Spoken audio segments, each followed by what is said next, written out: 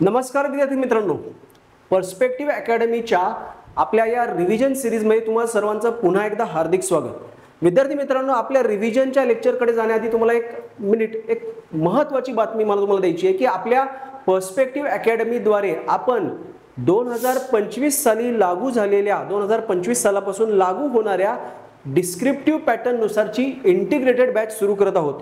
ही MPSC ची descriptive pattern नुसारची integrated batch आपली 17 जून पासून सुरू होणार आहे। 17 जून रोजी आपली इंग्लिश मीडियमची सेपरेट, मराठी मीडियमची सेपरेट बॅच सुरू होणार आहे।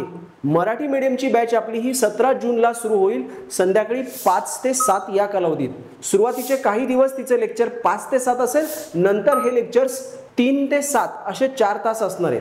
विद्यार्थी मित्रांनो, पर्स्पेक्टिव्ह अकॅडमी तर्फे आपल्याला या बॅच मध्ये 1.5 वर्षाच्या कालावधीत, लक्षात घ्या 1.5 वर्षाच्या कालावधीमध्ये डिस्क्रिप्टिव्ह परीक्षेचा पूर्व, मुख्य आणि मुलाखत असा सर्व टप्प्यांचा अभ्यासक्रम कव्हर केला जाणार आहे।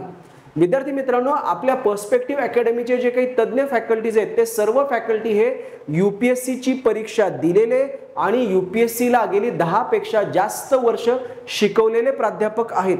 त्यामुळे विद्यार्थी मित्रांनो, तुम्हाला या इंटिग्रेटेड बॅचचा निश्चित फायदा होईल।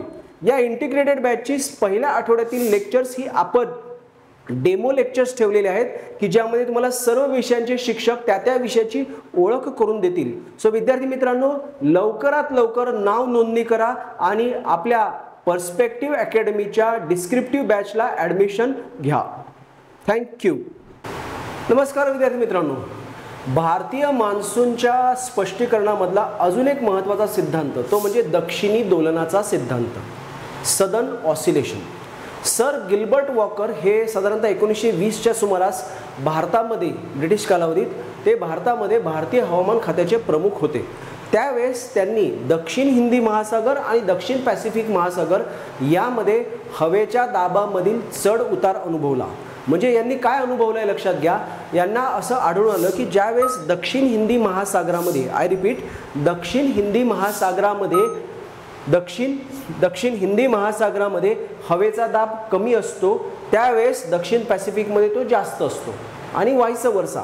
म्हणजे दक्षिण हिंदी महासागरात जर तो हाय प्रेशर झाला तर दक्षिण पॅसिफिकमध्ये काय होतंय, लो प्रेशर निर्माण होतं।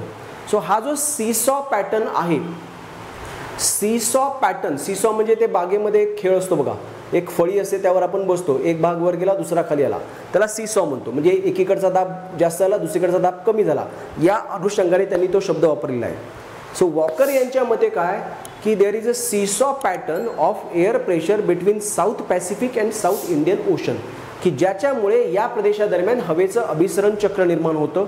कधी ही परिस्थिती असते, कधी ही परिस्थिती असते। कसं होतं बघा, आता हे समजून घेत असताना आपण एक गोष्ट लक्षात घेतली पाहिजे की दक्षिणी दोलनाचा सिद्धांत हा थेटपणे अल निनो ला निनाशी जोडलेला आहे। अल निनोमध्ये दक्षिण पॅसिफिकमधल्या पेरू प्रवाहाचं तापमान वाढलं, पेरू प्रवाहाचं तापमान वाढलं, तिथे निर्माण झाला उबदारपणा, हवेचं तापमान वाढलं का मग हवेचा दाब काय होणार, कमी होणार। कुठे, दक्षिण पॅसिफिकमध्ये हवेचा दाब कमी झाला। हे कधी होतं, ज्यावेळेस निर्माण झाला अल निनो। अल निनो हा दक्षिण पॅसिफिक मधल्या पेरू प्रवाहाचं तापमान उबदार करतोय, तापमान वाढलं की दाब कमी। मग त्यावेळेस वॉकर यांच्या मते हिंदी महासागरामध्ये दाब काय असणार, जास्त। तसंच ज्यावेळेस दक्षिण पॅसिफिकमध्ये ला निना निर्माण झाला त्यावेळेस तिथे काय झालेलं आहे, पेरू प्रवाहाचं तापमान खूपच कमी झालं, म्हणजे ते पाणी अतिशीत झालं, पाण्याचं तापमान खूपच कमी झालं। तापमान कमी म्हटल्यावरती दाब काय झाला, जास्त। हे कधी झालंय, ला निना। ज्यावेळेस दक्षिण पॅसिफिकमध्ये दाब जास्त आहे त्यावेळेस दक्षिण हिंदीमध्ये दाब काय असणार आहे, कमी, सीसॉ पॅटर्न। आता यातून काय होईल ते लक्षात घ्या, यामधून आपल्याला हवेचं अभिसरण चक्र निर्माण झालेलं दिसतंय बघा। या हाय प्रेशरकडून या लो प्रेशरकडे हवा वाहते, या लो प्रेशरकडून ऊर्ध्वगामी प्रवाह, आडवा प्रवाह, अधोगामी प्रवाह। हेच चक्र इथे काय होणार, उलट होतंय। हाय प्रेशरकडून लो प्रेशरकडे ऊर्ध्वगामी, आडवा आणि अधोगामी अशा प्रकारे दोन वेगळी अभिसरण चक्र निर्माण होतात। कधी हे कधी ते। जर अल निनो निर्माण झाला तर हे चक्र असं असणार आहे, हिंदी महासागराकडून पॅसिफिककडे आणि हे असं। जर ला निना निर्माण झाला तर पॅसिफिक कडून हिंदी महासागराकडे हे असं. या दोनही चक्रांना आपण वॉकर अभिसरण चक्र असं संबोधतो. दोन्हीला काय म्हणतोय आपण? वॉकर अभिसरण चक्र. यापैकी एक चक्र भारतीय मान्सूनला अनुकूल आणि एक चक्र प्रतिकूल असणार आहे. कोणतं अनुकूल? ला निना भारताला अनुकूल आहे, त्यामुळे जर हे चक्र असं निर्माण झालं तर ते भारतासाठी काय झालंय? पॉझिटिव्ह म्हणजे अनुकूल. भारतात पाऊस चांगला पडणार. जर अल निनो निर्माण झाला की मग हे चक्र निर्माण होतंय की जे भारताला काय असणार आहे? प्रतिकूल. भारतातला मान्सून काय होणार? अपयशी होणार. क्लिअर? सो शास्त्रज्ञांनी अल निनो ला निना या दोन्हीचा वापर करून एनसो ENSO अल निनो सदर्न ऑसिलेशन इंडेक्स निर्माण केलेला आहे. आणि मग त्यामध्ये ते दक्षिण हिंदी महासागर, दक्षिण पॅसिफिक महासागर इथला हवेचा दाब तपासतात. हा दाब कुठे तपासला जातो? तर दक्षिण हिंदी महासागराचा दाब, हवेचा दाब तपासण्यासाठी आपण ठिकाण निवडलेलं आहे पोर्ट डार्विन.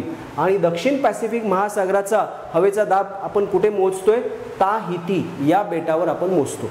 सो हे घटक आपण लक्षात ठेवणं गरजेचं आहे.